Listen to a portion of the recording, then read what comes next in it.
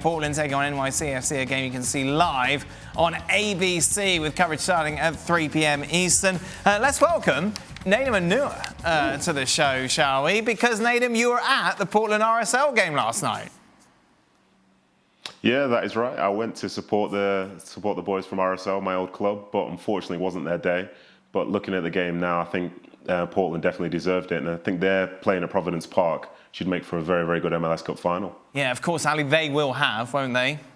Home advantage going into the Cup game next Saturday. Yep. Favourites for you?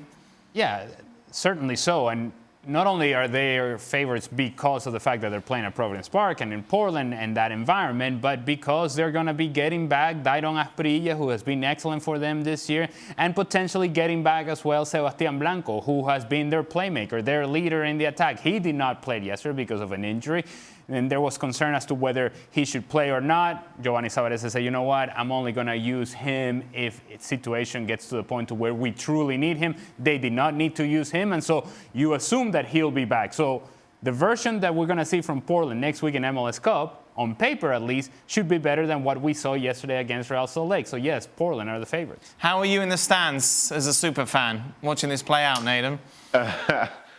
Well, I was a super fan in hospitality, if that can be a thing. Oh, but, posh. I know, I'm posh seats and all that stuff. But for me, looking at the game, I think RSL, they didn't play anywhere near their best. But Portland, you could see why they were in the conference finals. And as soon as they took that lead, they looked very comfortable, in my opinion. They moved the ball really well. They understood when to press. They made some sort of switches in formation at key points. And they ended up being a lot more clinical at times. It seems as if they were almost playing in second gear. And it's a shame for RSL because they've done so well to get to this point. But I think at times Portland looked like a really class side.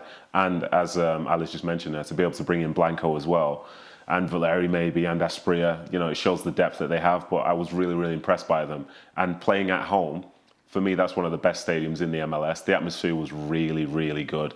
And I think if they can get that sort of energy in the final, with the sort of confidence that they have now, as I say, I think they have to be clear favourites. Obviously, you're in hospitality. What's the temperature like for Ali, who's going to be going to that game, Nadim? I don't know. Ali, you just do whatever you need to do to just survive it, mate. That's the key thing. You just look after yourself. You know, not everybody can be looked after, so you just look after yourself. Yeah, it's going to be cold, yeah?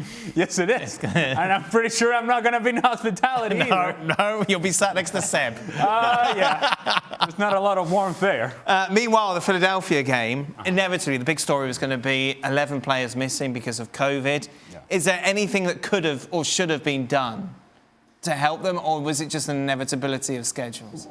Well, if you're MLS, you're in an impossible position because you cannot punish NYCFC. They're ready to play, right? They're ready to go, and you have the schedule in place. And part of being a successful team nowadays, in the reality that we are, is avoiding a COVID outbreak.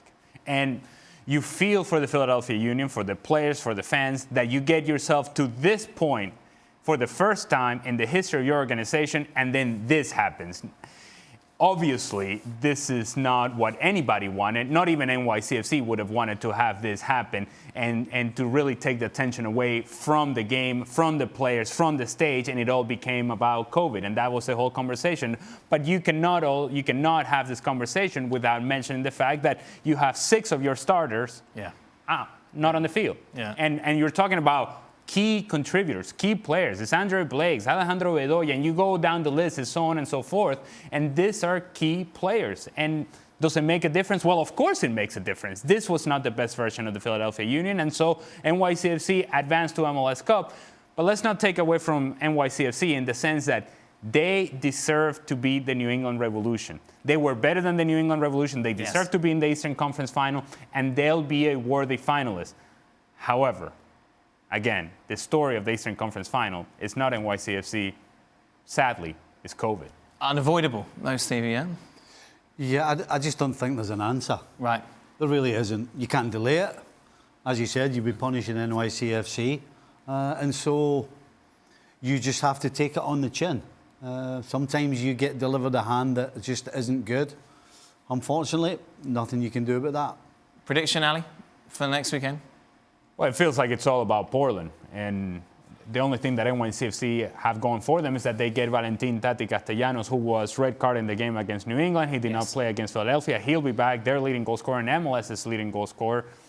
He'll pose a different type of challenge for Portland that they did not have against RSL. But in terms of the environment, the stadium, the city of Portland, the excitement, the play on the field, you have to say that Portland are the favorites. Savarese has got a little bit of a dilemma, I would say.